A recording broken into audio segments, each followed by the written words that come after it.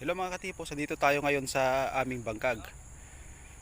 Kukuha lang tayo ng pangulam. Oh, ayun si tatay ko, nagtatanim. At ayun naman isa si uncle ko. At ito naman yung alaga ko. Sunod ng sunod. Ayan mga katipos oh.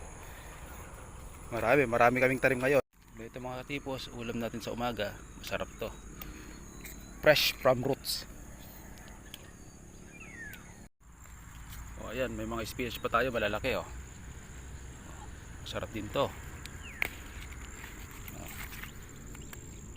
Dami. Walang tinik to mga guys. Walang tinik. Oh. Wala siyang tinik.